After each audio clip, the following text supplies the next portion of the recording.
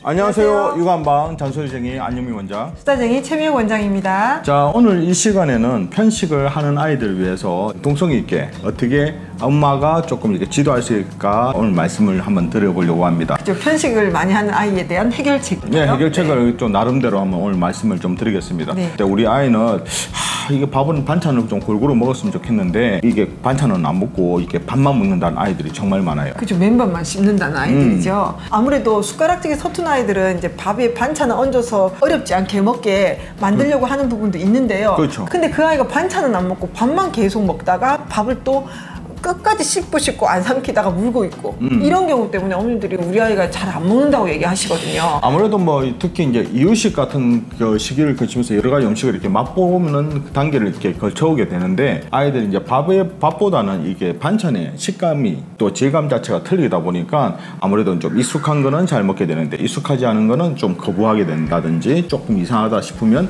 아무래도 또 이렇게 씹다가 안 넘어가면 뱉어낸다든지 그런 경우가 많거든요. 이런 아이들이 대부분 이유식 시기에 이게 그 반찬의 질감보다는 밥의 질감에 너무 익숙하니까 새로운 것에 대한 적응을 안 하려는 아이들입니다. 그래서 어머님들께서 이때 주로 쓰는 방법이 있죠. 그러니까 그게 이제 뭔가요? 국에 밥을 그냥 말아주는 거. 네, 국 말아서 먹거나 물 말아서 먹이게 하는 경우 많지 않습니까? 근데 진짜 안 좋은 습관이거든요. 아무래도 어머니는 뭐 어쩔 수가 없죠. 왜냐면 애가 밥을 먹어야지 또 어린이집도 가고 유치원도 가는데 애들 안 가니까 빨리 말아먹어서 입에다 자꾸 넣으면 아이들이 일단은 그래도 먹기는 먹거든요. 중요한 건 아이들은 이렇게 씹어서 저작 운동을 해야 되는데 죽처럼 만들어주는 경우가 있어요. 그런 애들은 덜 씹고 꿀꿀꿀꿀 삼키거든요. 그러다 보니까 반찬은 더 멀리 하게 되고 이제 밥이 조금 그래도 먹기가 질감이 조금 익숙하니까 그렇게 먹게 되는 게 계속 반복적이 되는데요. 이렇게 국물이 많이 들어오게 되면 소화액이 희석해져서 결국은 소화불량으로 이어지게 됩니다. 그리고 이제 국에 우리가 알다시피 우리나라 사람도 국 문화에 익숙해져 있는데 짜잖아요. 소금기가 많아서 일단 아이들한테는 염분이 좀 많은 그 느낌이 좀 있습니다. 그래서 반찬 없이 밥만 먹는다면 저희가 보는 해결책은 한 가지 있는데요. 이제 밥을 뭔가 좀 많이 함유되어 있게 만들어주는 겁니다. 저는 저희 아이 어릴 때 영양을 위해서 표고버섯 말린 거, 잘게 나온 것들이 있습니다. 그리고 동결 건조된 야채들도 있거든요. 근데 요즘 그런 것들도 다 활용해서 밥을 지으실 때 그걸 넣고 짓습니다. 그 골라내기 어렵거든요. 근데 영양은 다 들어있어요. 그리고 또 고기가 좀 부족한 아이들은 볶음밥 할 때 뭐 소고기 갈았던 것들 그런 것들을 같이 넣고 골라내지 못하게 이것도 약간 술수를 쓰는 거죠. 그렇게 해서 밥이지만 영양이 고루 담겨진 밥을 먹도록 하는 것도 저기 하나의 팁입니다. 저번에도 말씀드렸는데 주먹밥처럼 해서 조그맣게 한 입에 들어갈 수 있도록 이렇게 만들어서 주먹밥처럼 쏙쏙 넣는 것도 한 방법이라고 생각이 듭니다. 네네. 밥 좋아하는 아이들 이 방법 한번 써보십시오. 절대 국 말지 마시고요.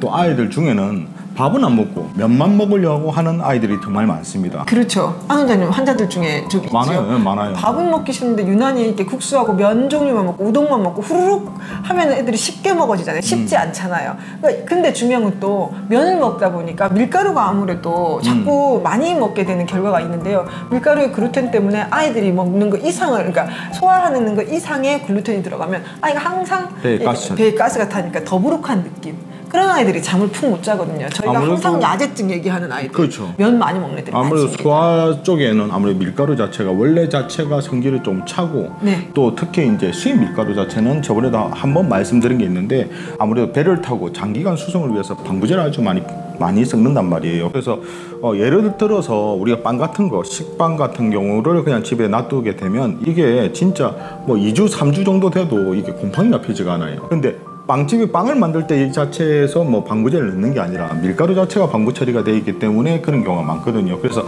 그런 걸 아무래도 자주 먹게 되면 아무래도 좀 문제가 생기겠죠. 밀가루가 물론 아까 수입밀에 대한 것도 말씀하셨지만 선생님 그럼 우리 밀로 만든 거는 좋은가요? 하고 물어보시는데요. 일단 기본적으로 밀가루가 그 글루텐이 형성이 많이 되기 때문에 일단 밀가루로 만든 음식은 최대로 좀 적게 먹이는 걸 저희가 권장합니다. 근데 쌀국수라든지 아니면 뭐 감자 요즘 가루로 해서 이렇게 국수도 나오기도 하는데 네네. 사실 그것도 중요하지만 사실 이 시기에는 좀 씹어야 됩니다. 그래서 국수라든지 면 종류는 최대한 조금 줄이시는 게 좋습니다. 맞습니다. 계속해서 씹지 않고 그냥 꿀꿀꿀꿀 삼키는 이제 습관이 되면 나중에 다른 것도 그렇게 먹으려고 하거든요. 그래도 이왕이면 쌀국수를 조금 먹는 게 좋겠고 거기다가 한 가지를 더 넣는다면 고명을 활용하라. 아, 어떻게 활용해야 돼요? 아이들은 일단 우리가 쏘개야 됩니다. 그러니까 면 반, 팽이버섯 반.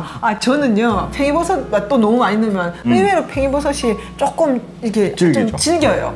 그래서 또 식감이 예민한 애들은 국수에 그 또 쉽게 씹히는 거하고 또 달라서 그런데 저는 이제 감자도 채 쓰고요. 그다음에 그 당근도 채 씁니다. 그렇죠. 그러니까 물론 색깔은 다르긴 하지만 뭐 계란 같은 것도 해서 이제 지단을 하잖아요. 그게 이게 국수랑 섞이면 골라내기 어렵거든요. 그리고 또 식감도 나쁘지 않아서 이제 그런 것들을 면은 최대한 적게 하고요. 그러니까 오히려 이런 거를 아이들이 평상시에 잘 안 먹으려 하는 여러 가지 야채를 한번 먹을 수 있는 수단으로 한번 사용하는 것도 좋겠습니다. 아마 그 팽이버섯이라든지 뭐 당근이라든지 그런 것을 감자를 채 썰고 거기다가 계란 지단까지 채 썰게 되면 섞어버리게 되면 약간 아이들이 안 먹던 식감이라든지 그걸 느낄 수가 있거든요. 그래서 그런 식으로 하는 것도 상당히 도움이 될 거라고 생각됩니다. 한번 이용해 보시면 좋겠습니다. 자, 이처럼 이렇게 궁금한 일과 정보는 언제든지 댓글 달아주시면 준비해 보도록 하겠습니다. 우리 아이들을 위한 잔소리 정리 안유미 원장, 수다쟁이 최미호 원장이었습니다. 좋아요와 구독하기도 잊지 마시고요. 다음 영상에 만나 뵙겠습니다. 이관한 한방